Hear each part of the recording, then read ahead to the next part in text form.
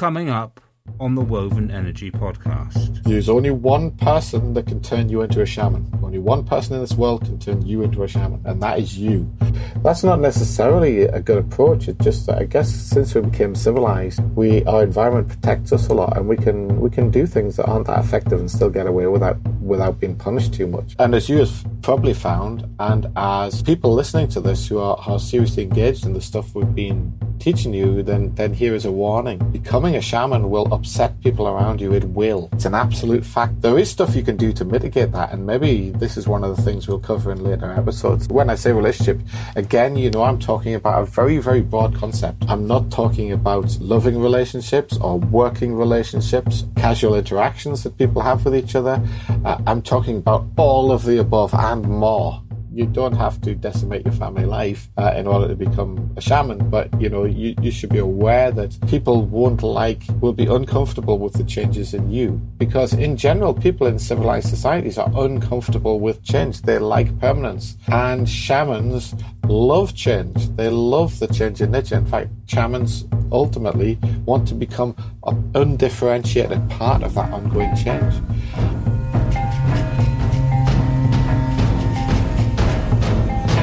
Welcome to the Woven Energy podcast on Real Practical Shamanism. Joe here, and I'm here once again with Damon Smith to talk about shamanism from the ground up. So first of all, it has been a while, so apologies to all you lovely people that have been emailing in. That is joe@wovenenergy.com, joe@wovenenergy.com, and wondering what's happened to us and when the next episode's out.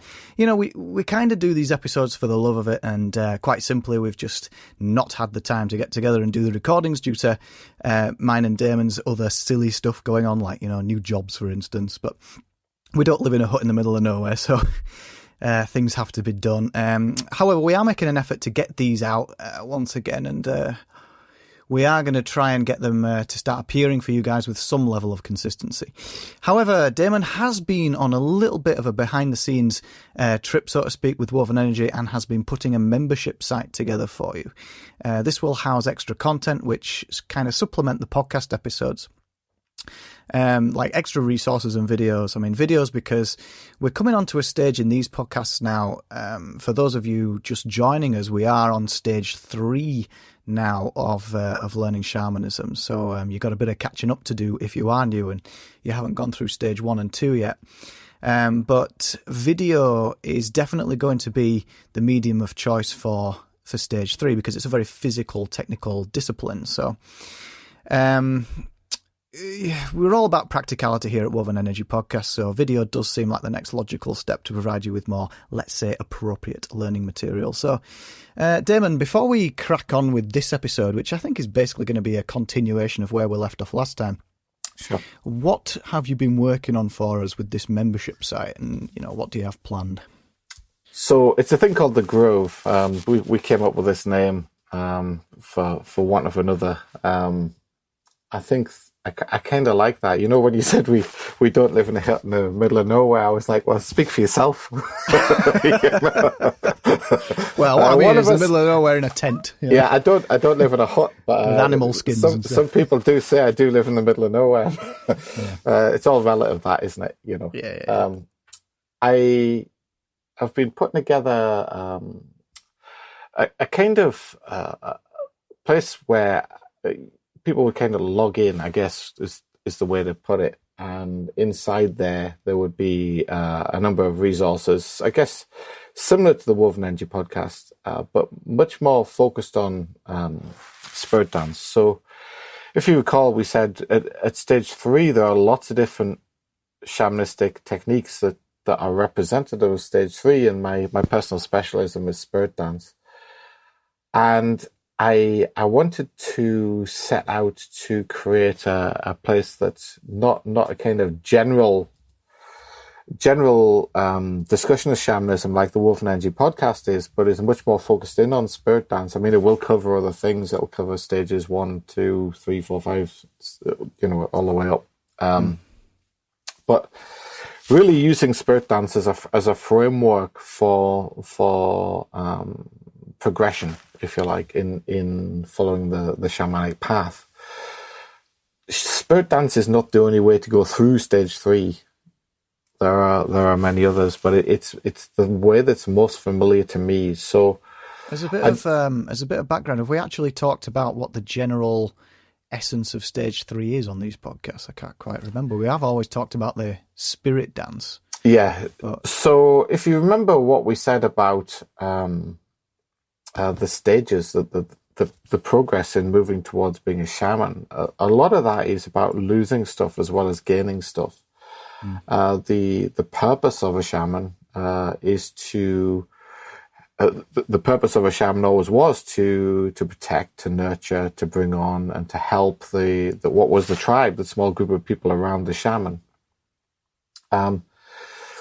The way in which the shaman did that, or the fundamental basis on which the shaman did that, was to increasingly become an undifferentiated part of nature. And these stages, if you want to call them stages, they are just, they're not really as separate from each other as they appear, and they're not really different things. They're more like layers of understanding of what shamanism ultimately is. So we said the first stage, Baktamshtesab, we've been calling it, is in Mongol, is like becoming like a chalice, becoming like an empty chalice. But the subsequent stages, quote unquote stages, if you want to call them stages, are just really deeper levels of understanding of chillicity. They're not new, different things. They're like increasingly deeper levels of understanding. So we did quite a lot of emphasis on the breath, or we said amskar, the Mongol word amskar has a much bigger meaning than the English word breath. It's really the way that the breath links into the energy flow and the energy changes within the body. And the way that ultimately the breath links into chillicity and is part of chillicity. So the spirit dance, there are many, what you find is in shamanistic societies, they have many, many words for something that we tend to only have one word for in English. So we talked about the word spirit, didn't we? And how there are all kind of words in Mongol and other shamanistic societies. Even in Japanese and Chinese, if you go back in time, you would see that they had loads of words that would be translated into spirit in English. And so this is also true of the third stage of shamanism, or of this particular set of techniques that revolve around Suya Bo Bichig, which is a word for spirit dance in Mongol, but we also have Tam, which is a word for spirit dance in Mongol. Yes, we have, and so on, and you really have to understand why they've got more than one word for spirit dance, which seems like quite a strange thing. That there are more, but let's stick with those two. You really got to understand Mongol history to. This is a slightly different thing from the word spirit. Mongol history is a mixture of two competing streams of shamanism, if you like. You have the indigenous shamanism, but then you have another shamanism that came in from what is now called Tibet, in the form of, we said shamanism often hides in plain sight. So there was a type of shamanism in Tibet, or not a type of shamanism, there was shamanism in Tibet. And that shamanism hid in plain sight within the mainstream religious tradition of Tibet, which is Tibetan Buddhism. And at a later date, Tibetan Buddhism, containing its esoteric shamanistic understanding, was imported into Mongolia, where there was native shamanism already. And so this is one of the reasons why you have these kind of two words for spirit dance. Well, speaking of a later date, that is on our agenda, isn't it, to do a Buddhism episode? So that might be a really interesting topic to explore. Yeah, absolutely. Absolutely. Maybe we could do that quite soon as a break in the sort of level 3 stuff. So let's go Bobichig.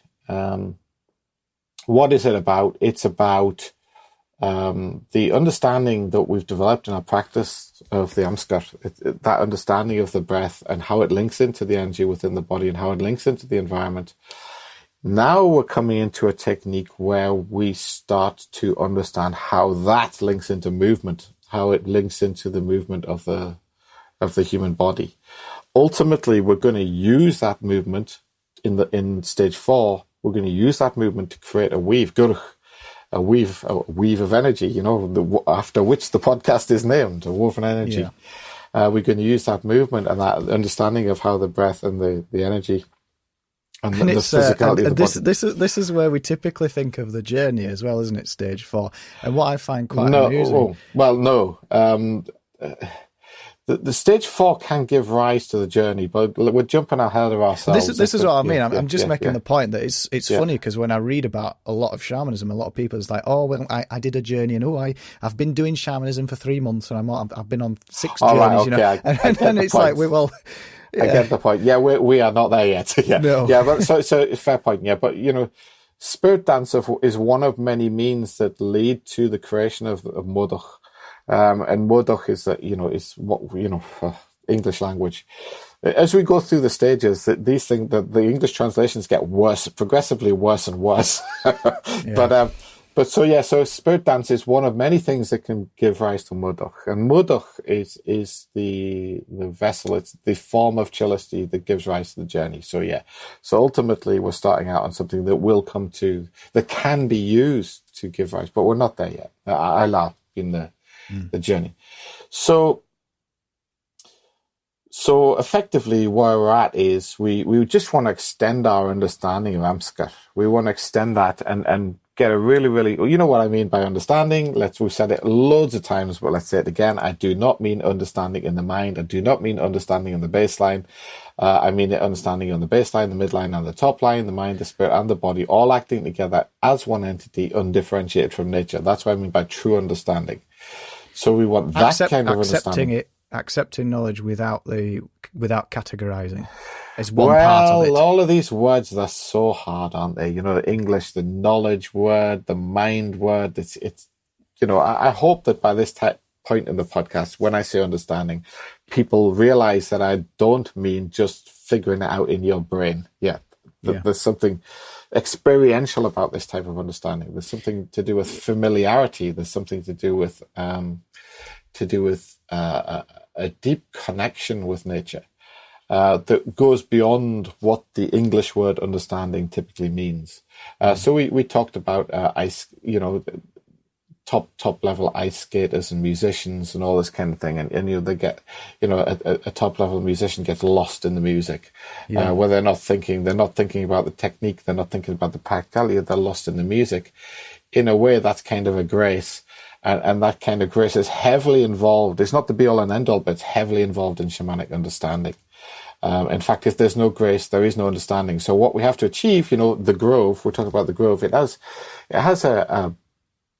I guess two missions. One is to broaden out what we're talking about in the Woven Energy podcast, and the other one is to focus in on a particular set of techniques, so we can go into a lot of depth, a huge amount of depth on Bobachik spirit dance.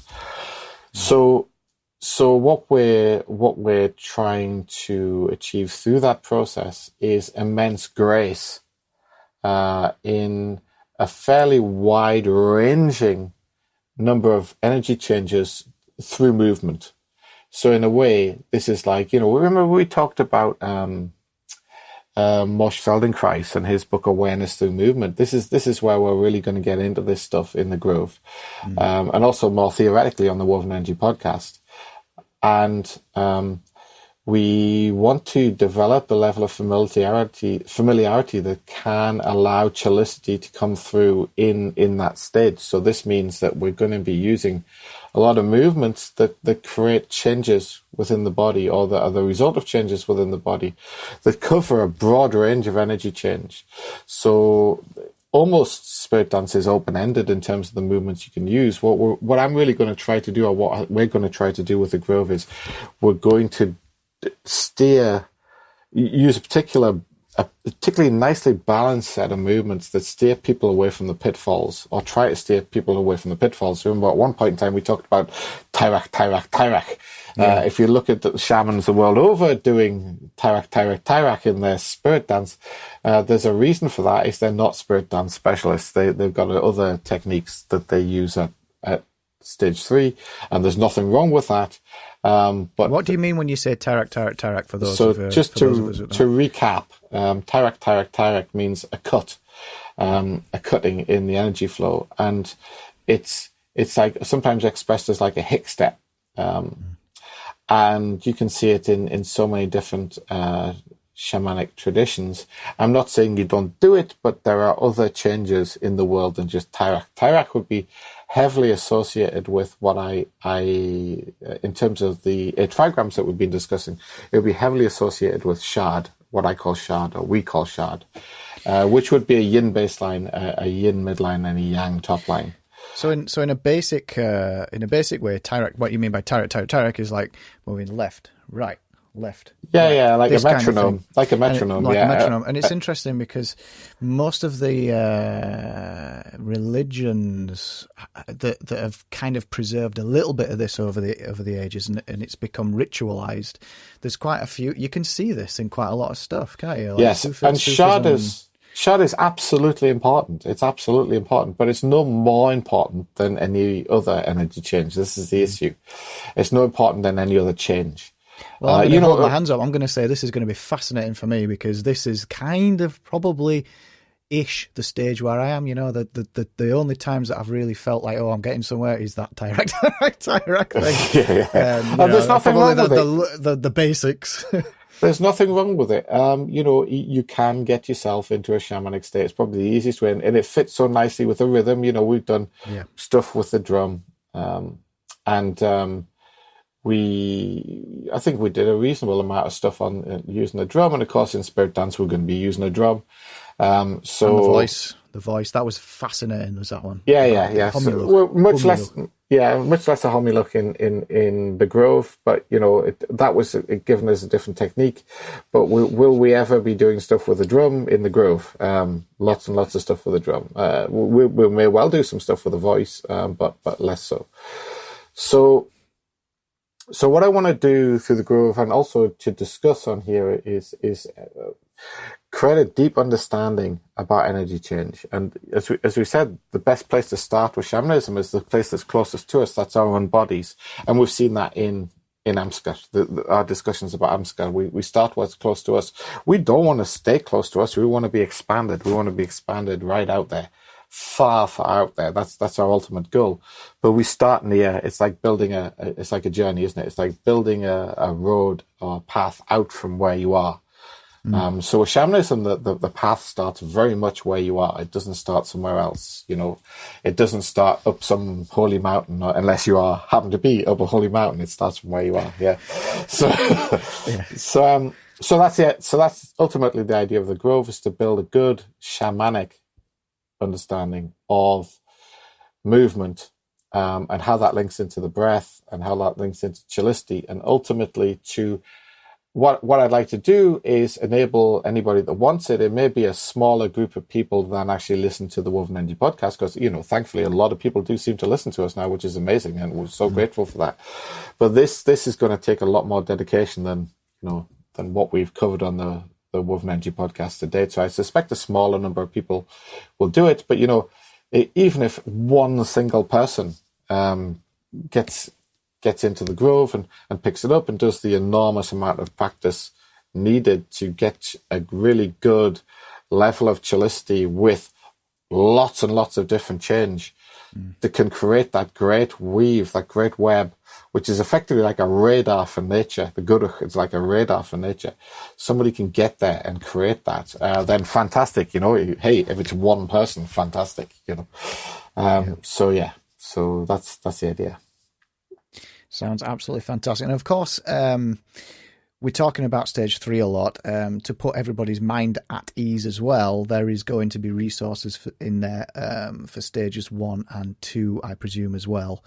Yes. So it's mainly going to be how to really propel yourself and get deep with shamanic technique.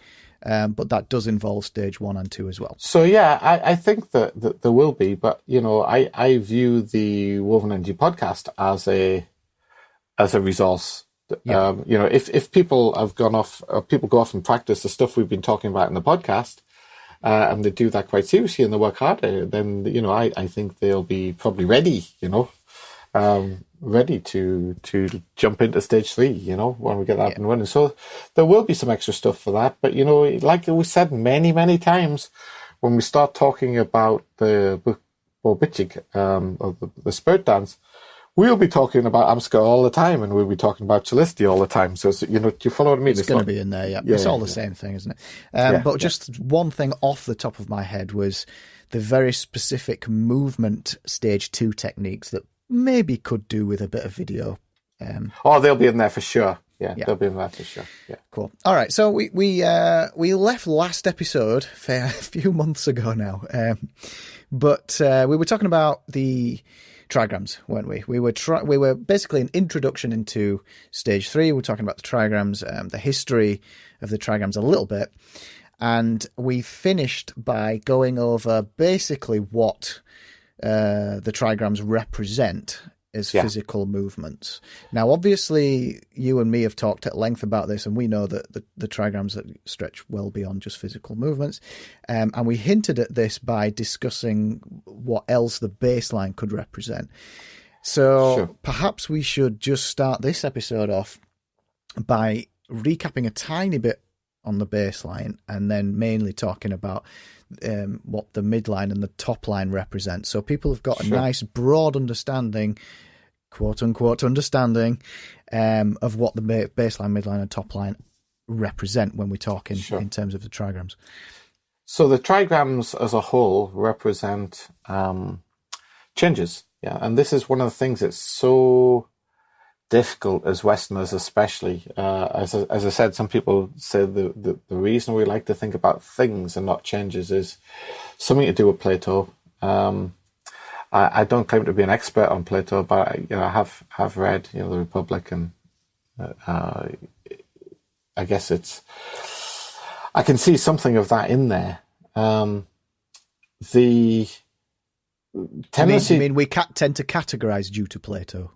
Not just categorize. We tend to talk about things in terms of things. So, for instance, I think you just said, what the baseline is, and what the midline is, and what the top. They're not things. They're changes, and they represent aspects of change. So, in the big picture, in terms of change, the baseline represents, if you like, that's the roots of the tree. It represents the results of previous change, or the ongoing outcome of change. The midline represents the change as it occurs, or the change that is occurring, the current, the temporal change. But of course, again, it makes it sound like we're talking about some kind of a timeline in a Western sense. Like you have. First you have something, and then there's a change, and it's not quite like that. But in general, it's sometimes called the midline is sometimes called the continuative realm, or the manifest realm. It changes as they manifest themselves, and then the top line is like the impetus to the change. The top line is what use the results of change as raw material in order to continually manifest the midline, if you like. So they form a cycle, and as we said, in shamanism, we formed a tree. Pick a tree as one of the symbols of this. And as we said, there's a really good reason for that. The pores in the leaves are open to the environment, and the roots are also drawing stuff from the environment. And so it's a cycle. It's not a hierarchical stack. And one of the problems with the trigrams is people tend to be stuck, especially because their trigrams have also simultaneously been associated with Confucianism, which is a very hierarchical kind of a religion. They think there's some potential hierarchy in there, and there really isn't. There's no hierarchy, and they can be written as a cycle. You can think of the manifest realm being continually generated by the creative realm by drawing upon the receptive realm, and the receptive realm being continually restocked by the fact that the creative realm is continually manifesting the manifest realm and giving a result, which is the receptive realm. Yeah, so it's not a stack so much as a cycle, but when you stack them and you just draw lines, and a yin experience of energy would be a broken line, a yang experience of energy would be a solid line, then it's a very, very easy way to write it down, something that's quite deep and needs a lot of explanation. You can just, it's like a shorthand, isn't it? A trigram is just like a shorthand for actually a body of knowledge. And if you look at the Book of Changes, you will see, you know, that there's just these little lines, but they actually, out of that spills a great deal of understanding and experience of how change occurs in the universe. And within all of that, we see, you know, infinite changes. There are infinite changes, but within all of that, we see a commonality. And the commonality in the analysis of the I-Ching of the Book of Changes, the commonality is expressed in 8 particular groups of related change, which are yin and yang experiences of each of these 3 realms, of each of the 3 realms, upper world, middle world, and the lower world. Or generally a trigram's read from the base, so that would be the lower world, the middle world, and the upper world. And those, the yin and yang understanding, they're not different energies, they're exactly the same energy, they're just 2 different ways to experience it, 2 different categories of ways to experience it. They stack up to, individually, each of the 3 lines, they stack up to a great deal of understanding. So maybe an example would be in order.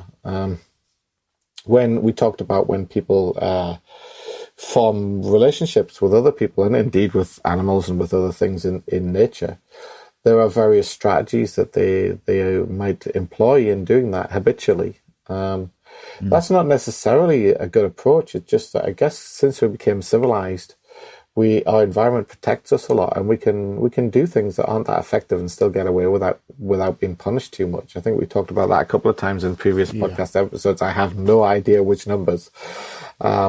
And episode 4, we talked about that a little bit.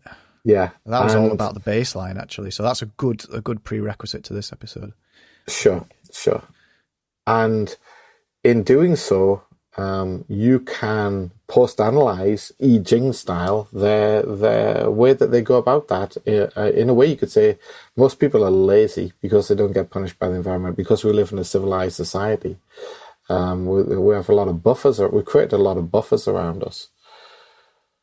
And so if you were to do that kind of post-analysis, you know, one day I met Joe, and the first thing he saw about me was how I sort of deal with people, you know. And he probably saw, when Joe met me, he probably remembers it better than me. He probably saw something quite different from what he would have seen if he'd met me maybe 10, 20 years earlier.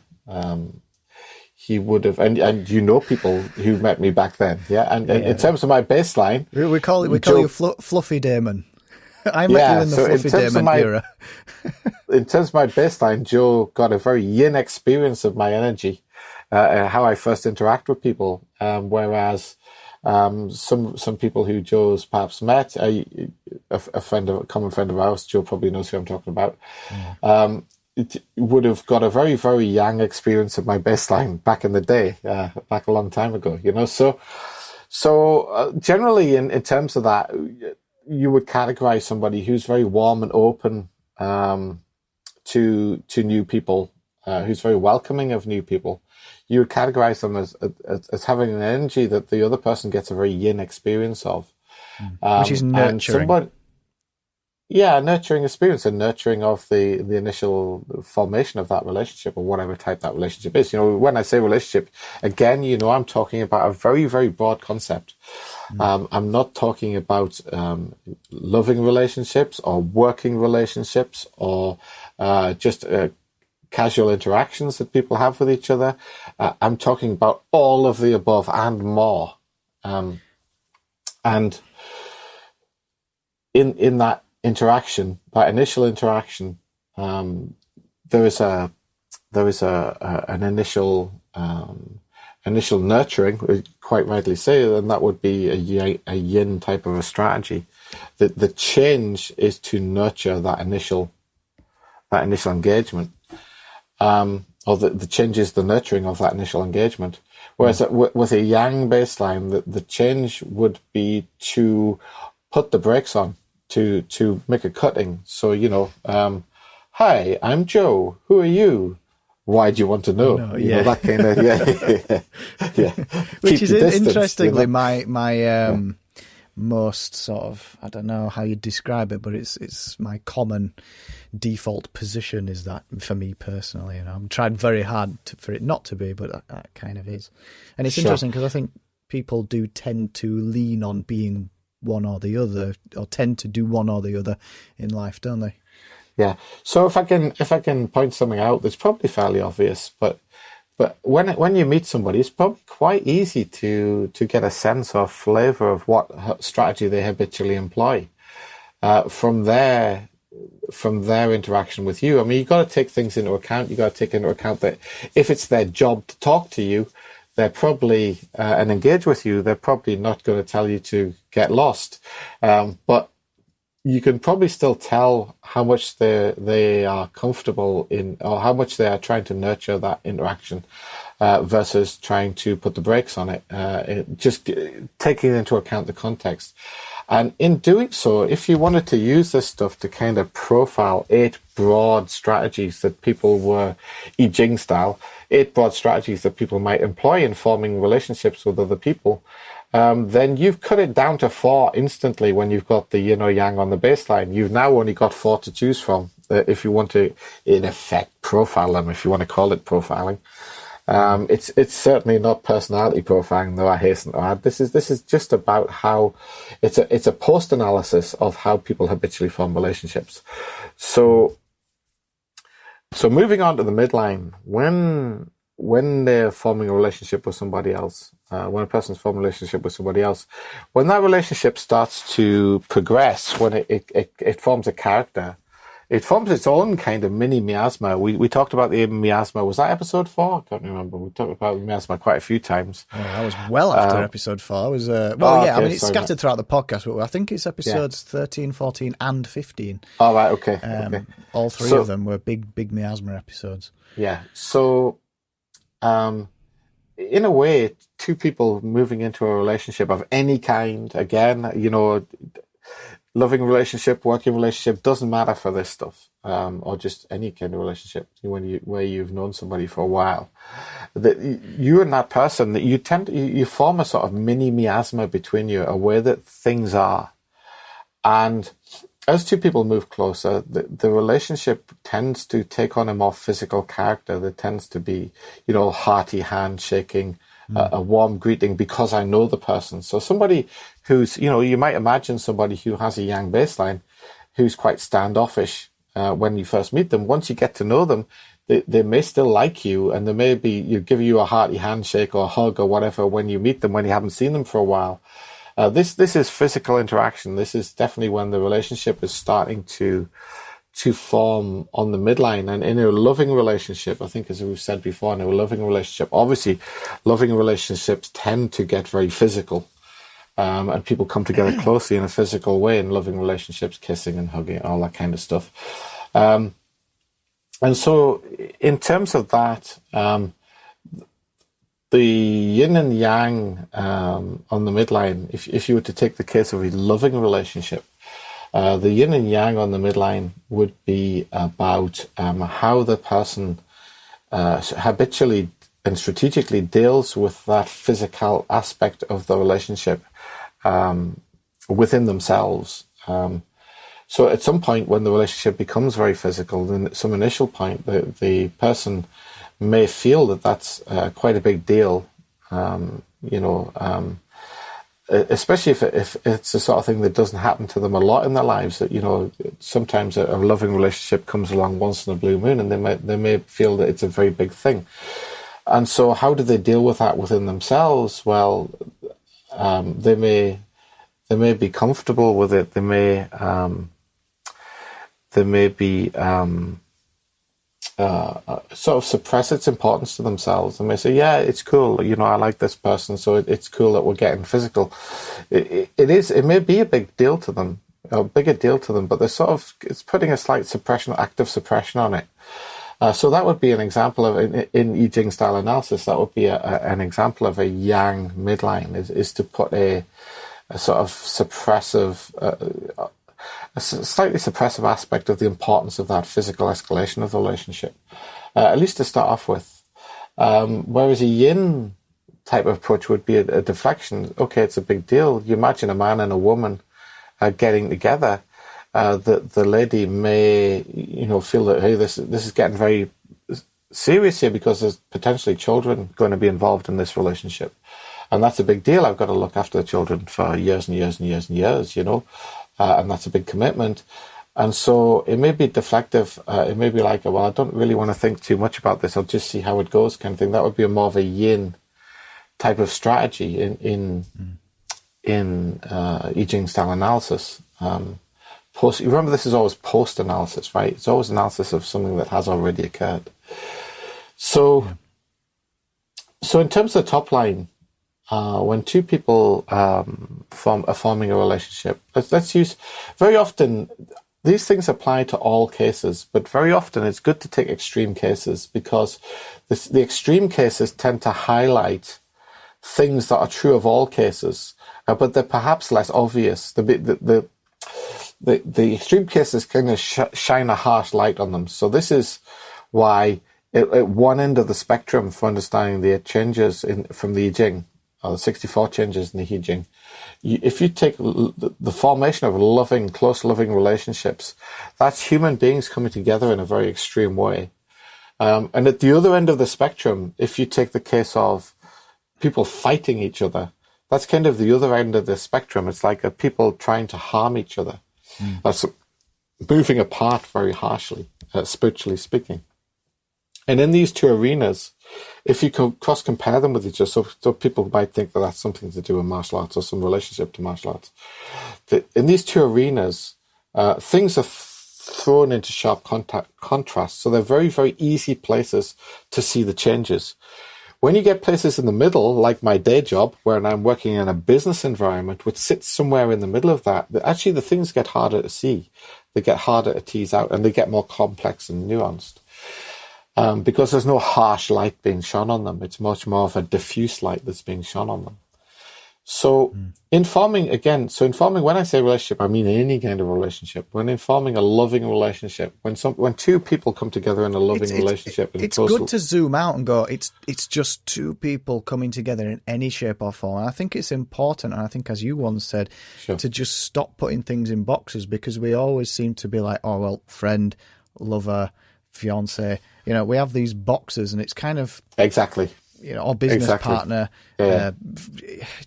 We want to just separate all that. We out love and go, doing it's just, that, don't it's we? a connection. It's just we just love that, putting labels on things. And if you feel that in yourself, then then that's something that you're going to need to work on, because that has gotten, as you're well aware, not only has that got nothing to do with shamanism, but that kind of thinking moves you away from shamanism.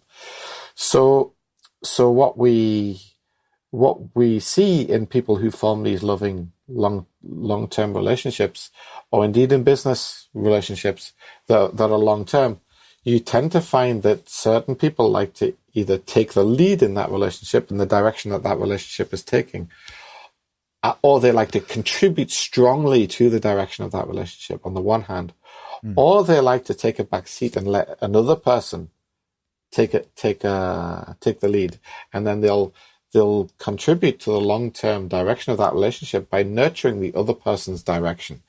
And so obviously it should be fairly obvious, if they like to take a strong lead, then that would be like a change. That change would be a yang change at the top line. And if they like to take a back seat and they like to nurture other people in those relationships, then that would be a yin habitual way of working at the top line. Now, as I said, these are habitual strategies that come through our laziness, really. There are 8, if you want to analyze it in the I-Ching style, there are actually 8 broad strategies you could apply in every relationship in your life, and you could change the strategy at any second of any minute of any hour of any day. You could do that. And what's very interesting about the way our society is formed is, if you were to do that, you would probably be seen as something of a social chameleon, which would be seen in a negative light, because our society is so put things in little boxes, and we view changeability. Politicians get accused of making U-turns, don't they, and stuff like this. Maybe the U-turn's a good idea. They figure, you figure out something's wrong, they weren't doing it right. They're making you turn. I'm like, well, great, if they're genuinely making a mistake, It's the age-old where do I fit in this structure thing, isn't it? And Sure. we find this when we form groups of friends, everybody seems to fall into their role within the group. And if somebody starts acting differently or as I've currently witnessed myself, or not currently in the past, but if you start stepping outside of what people think you are, it throws everybody into a funny disarray. Yes, and they start trying to drag you back to what they think you are. And as you have probably found, and as people listening to this who are seriously engaged in the stuff we've been teaching you, then here is a warning. Becoming a shaman will upset people around you. It will. It's an absolute fact, and I was going to say there's nothing you can do about that. There is stuff you can do to mitigate that, and maybe this is one of the things we'll cover in later episodes. You've done that by calling what you do as a day job business consultancy. Well, I don't, it really is I don't actually call it that, Joe. I'm doing shamanism. I do my very best not to call it anything. But yeah, exactly. So there are mitigation steps you can take, and you don't have to decimate your family life in order to become a shaman. But you should be aware that people will be uncomfortable with the changes in you. Because in general, people in civilized societies are uncomfortable with change. They like permanence. And shamans love change. They love the change in nature. In fact, shamans ultimately want to become an undifferentiated part of that ongoing change. As we said, I think last time, even the fact that there is no change is considered a change in shamanism. You change by persisting. And that would be all the yangs, all the yangs. If you take a stack of 6 in a hexagon, that would be all the yangs, So you can see that we can quite easily, when we get to know somebody, we form a relationship with somebody, we can probably see which habitual strategy they tend to use in forming relationships with ourselves is probably the same one they use with others, because people get very lazy in our society. I suspect this wasn't always true. And so in a way, if you wanted to use this, because the I-Ching is a book of strategy as well. It's having understood these things, then what can you do in order to create leverage in your society? Well, having understood those 3 lines, actually the I-Ching will then tell you an enormous amount of stuff about what you could do with somebody who was effectively lazily just using one of those habitual strategies. Which is probably where the black shaman idea comes from. Somebody who has a deeper understanding of these energy changes and then can use them as strategies against other people. Right? Against or for, maybe people don't always work well, and I've done this an awful lot in the business environment. It has to be said, people are often self-destructive in their behaviors, certainly in terms of when they're working with teams of other people.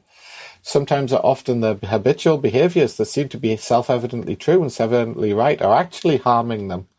And so you can use a little bit of, whether you want to call it black shaman, what about grey shaman manipulation? Grey shaman. Well, I don't want to call it black shaman. It's just these order to, and as we've said before, black shaman has a very, very different meaning in Mongolia. So we have to be careful that when we come on to Buddhism in Mongolia, we'll talk about the other meaning of black shaman. But let's just stay off those terms. But these things are tools. This understanding is a tool. Whether you just like, I guess, a knife. You can use it to butter your toast, or you can use it to stab somebody. It's like, not that I'm recommending that anyway, but the point is, you can use it for good and evil. Potentially you can use it for good and evil, and that's nothing to do with the fact that it remains a tool. Yeah. So my view is that it's useful to learn about these habitual strategies, which are just one example of I-Ching understanding, using the 3 realms, the 3 shamanic realms, to understand the world. Well, I was about to say, just in case somebody listening to this was going, well, why on earth are we talking about relationships here? It's one way of, quote unquote, understanding the trigrams, but it's not the only way. But okay, so let's use a different way. Let's do it all over again. So we just talked about relationships. Let's use it again. Just talk about energy change in general in the universe. Yeah. So if we start with the baseline is about how energy that is used as the source energy for other changes, or is used as the source energy that is used as the source of the change, or the raw material of the change. So if you want to think about it in a way, it's like, the chick inside the egg, and there's a yolk sac there, and the chick's sort of drawing in energy from the yolk sac continuously in order to one day hatch out of the egg and become a chicken. You want to think of it like that. That sort of source energy is what the baseline's about, and that source energy, when you use that source energy or when the nature uses that source energy in an energy change, it can be experienced by us as human beings in a yin or a yang way. Likewise, that when that change expresses itself, like the chick breaking out of the egg, that expression it's a physical expression. It's a manifest expression that the chick breaks out of the egg. It literally comes out into the world. And the thing that drives all of that was, I guess, the if you can call it, the intention of nature in having that egg created and laid in the first place. That's the creative realm. That's the top line. But it is also the impetus to what happens once that fulfills. It's the ongoing impetus. The chick doesn't just hatch out of the egg and then say, okay, that's my job done, and then die again. It goes on and it has a life as a chicken. And hopefully a chicken or a bird in nature. But the point is that those three realms, each one of those places, you can have a yin or a yang aspect. Now, the best place to understand these is physical demonstration. Just like, in relationships, is physical demonstration, which means video. And this is one of the things we're going to do very early on in the Grove. We're going to show physical movement in spirit dance, and we're going to show exactly how each of these different lines, each of these different realms applies to that movement. There's so many things to go over in the Damon, because talking about the relationship stuff, it's kind of important to know that stuff as well. Exactly. So rather than dismiss it. It's just very briefly. Stuff. Yeah, what I was going to say, just very briefly, when you figure out the yins and yangs, it gives you a whole picture, just like it does for relationships. So, for instance, I happen to know that if I'm trying to get a team that isn't working very well together, and there's a person in there who habitually uses a yang baseline, a yang midline, and a yang top line, I'm likely to have, and I profiled that person very quickly, perhaps within 30 seconds of meeting them, I will have a strong suspicion that that particular person is heavily involved in some of the issues that team have, just because of the nature of that relationship formation strategy. And I will know a lot of things about that person. I will know a lot of things about that person that are more than just me having. So the results of profiling the three lines, I get some pieces of understanding from that.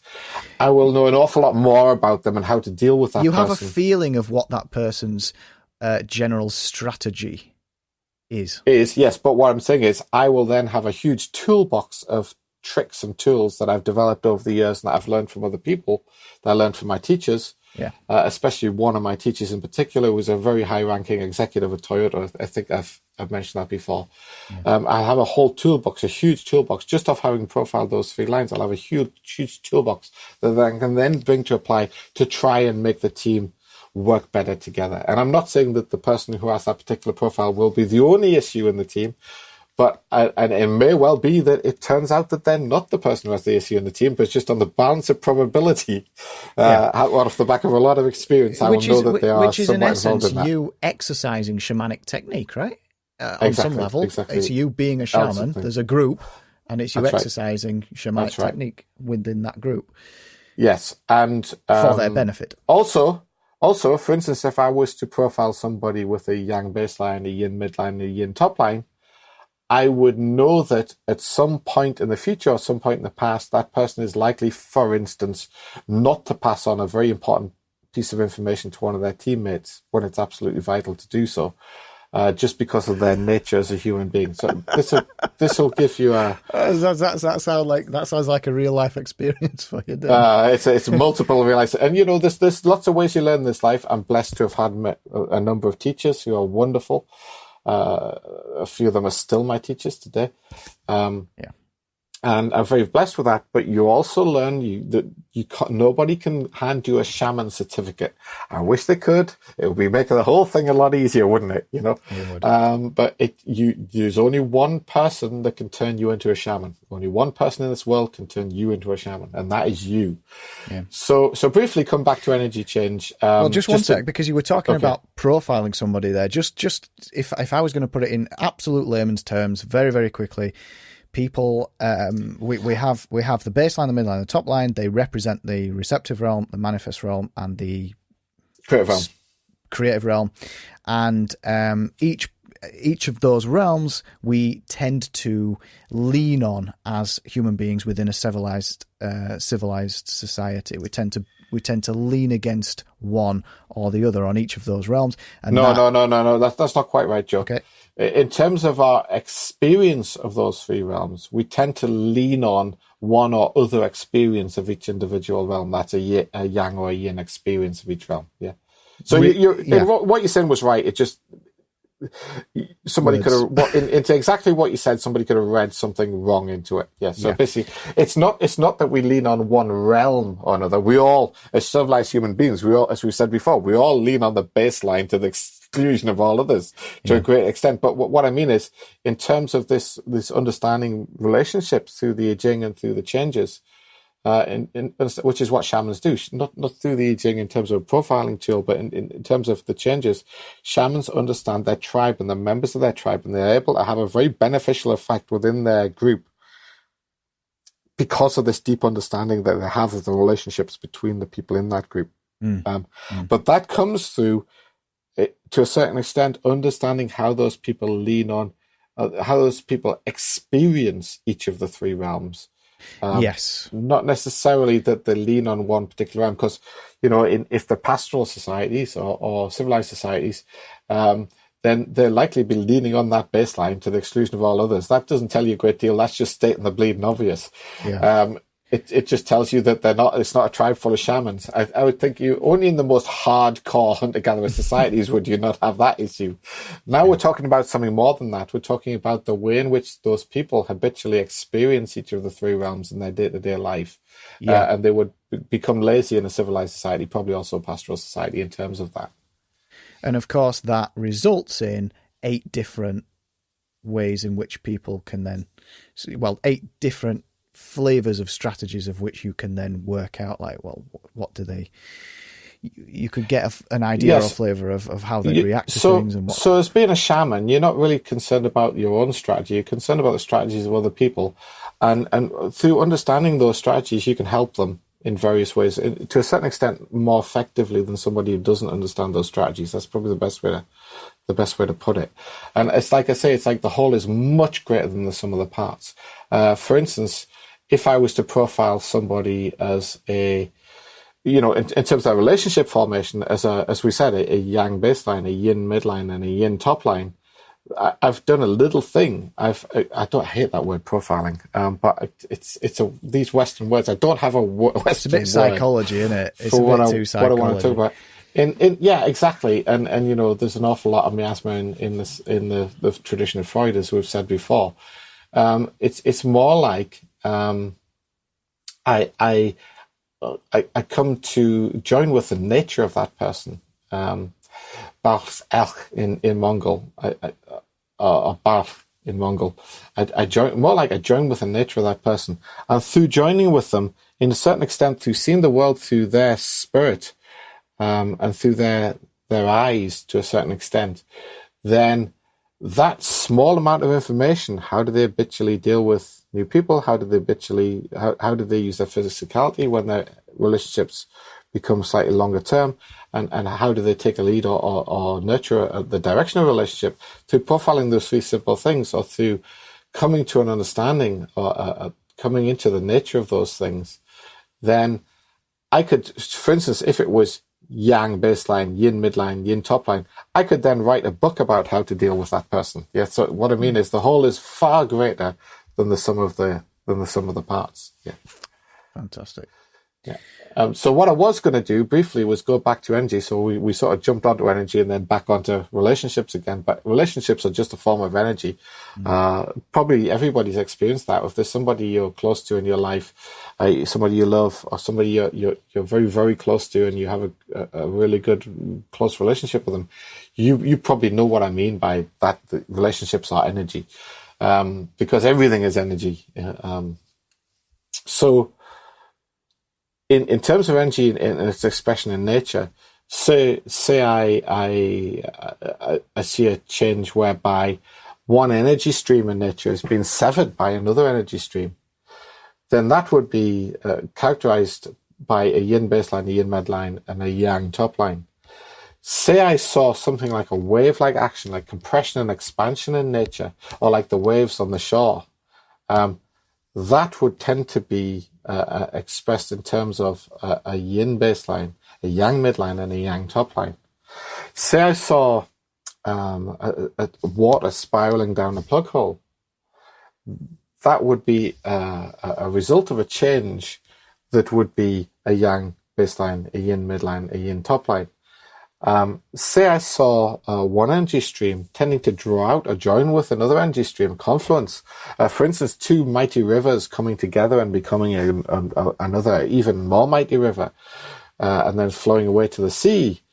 That would be that change, that confluence change, combined with the energy there, the energy of momentum there, that would be characterized as a change which has a yang baseline, a yang midline, a yin top line. Say I saw one energy stream supporting an energy stream. So I'm down a mine and I see a pit prop. Matter is energy. The wood or metal of the pit prop is propping up the rock above. That change, because that is a change, would be a yang baseline, a yang midline, a yang top line. Say I cut myself, and sometimes, doctors either stitch up the wound, or sometimes they use super glue these days, don't they? Like something like super glue to glue it together. That would be that particular change would be characterized by a yin baseline, a yin midline, a yin top line. And so, say I saw a pile of wood and somebody stuck a light under it, a match under it, and energy was converted. The energy in the wood was converted into flames and warmth and fire and heat. That particular change would involve a change of a yang baseline, a yin midline, a yang top line. Yeah. And you can see how it goes on. It's like these things that we see commonly in nature, things getting hotter, things getting colder, things being transferred to one place to another, things having momentum and energy, things severing other things, cutting things off, stopping and starting, coming and going around in cycles. All of these changes were post-analyzed by the people who created the Book of Changes, the I-Ching, and they described these changes using these shorthand symbols. But the key point is it's the change that's important. The symbols, it's not the symbol giving rise to the change. It's not the 8 trigrams giving rise to the change. The 8 trigrams are kind of shorthand for post-understanding of something that is a heavily embedded and natural part of the natural world and extends throughout nature. So I just want to be really, really clear that the 8 trigrams do not give rise to the changes of energy in the universe. It's the changes of energy in the universe having been post-analyzed by a bunch of very clever Chinese people in the past that gave rise to the I-Ching, the 64 hexagrams, the 8 trigrams. Yeah. Yeah, and to put to bed anything to do with it, that there's absolutely nothing mystical or woo-woo about any of this. It's all very experiential. You can go out into nature and see it. You can go out into the nature and feel it. And what I would say is you don't need to believe in anything for this stuff. Exactly. And there is no better place to see the changes than, in my opinion, I may be somewhat biased, there's no better place to see the changes than spirit dance, and hence the need for the grove, because this video isn't enough, but we're not going to be able to do all of that on an audio podcast. It's not going to be possible. So all I was going to say is we're not going to stop doing the podcast. We're going to keep doing it. But we're going to have a members area, and we'll have to decide how we get people in there, let people all that kind of stuff. We have to decide all of that stuff because that's not there yet. So all I've done so far is a few little test films with some friends down here, And I've got a members area that currently has 2 members, me and Joe, and we're going to fill that out, and we're going to discuss it, and we're going to see. I mean, we want to give people a good experience. I definitely want to give people a good experience of this, but it's not like I want to package it up nicely and do a good sales job on it. What I really want to do is just make sure that I'm not too bothered about things like production quality and all that kind of stuff. What I really, really want to do is make sure that whoever goes in there has got the tools they need in order to have a really good go at doing this. That's really what I'm about, and we'll decide when it's ready. But it's very early days at the moment. But yeah, so that's coming in the pipeline sometime when Joe and I can get absolutely there. And in case somebody was wondering, when you did that really nice explanation of what all the, say if someone lights a match under wood and it turns it into heat and fire, and you said that's a yang baseline, a yin midline, and a yang top line. Well, somebody might be wondering, well, how the hell do you know that? What? And so that's exactly what we're going to use Spirit Dance to answer that question in massive detail. This is my aspiration for the Grove. We set out with the aspiration to chronicle the whole of shamanism, which we said was a crazy ambition for the podcast. Obviously, we can't go into depth, and there's certain things we can't do in audio. So we still have that ambition for the podcast. We still want to cover, if you like, the whole of shamanism. We'll probably both die before we ever get there, but we'll have a crack at it. It may take, I don't know, 20 years or whatever, but we're not in a particular hurry either. Well, we have other things to do. It's just an ongoing thing, isn't it? What I want to do with the Grove is different from that. We're taking one aspect of shamanism, effectively one technique, although it's a big technique, one technique or one class of techniques, and we're going to basically make sure that anybody who's willing to put in the admittedly extremely large amount of effort necessary is able to get that as a shaman. You want to make sure the tools are there for people. The signposts are there for people. Yeah, if they're willing to put in the effort, but don't underestimate. So, like I say, I think I guess there may be people listen to the Woven Energy podcast out of interest. What I would suggest is the Grove. You'll be completely wasting your time going in there out of interest. That's probably the best way to put it. Yeah. Fantastic. So I think we'll leave it there then. I think we're approaching up on the hour.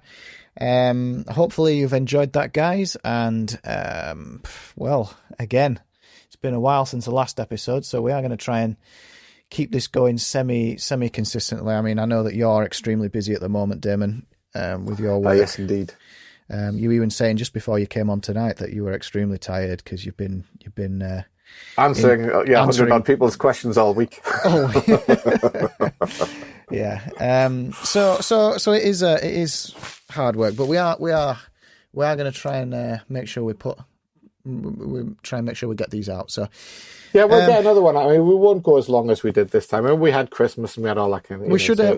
I think we should aim for realistically one a month, and if we can, one every 2 weeks now, and then eventually get back to one a week, which we managed to start off. And if you quit your job and I somehow just get rid of all my nonsense that's going on, we can spend hours just doing this, and then wouldn't life be grand? But there we go. Yeah, it would indeed.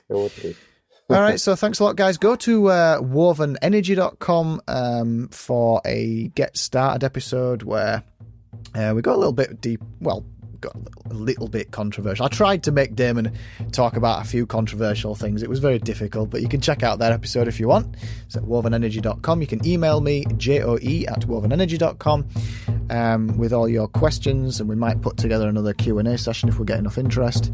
Thanks very much, guys, and we will see you next episode, whenever that may be.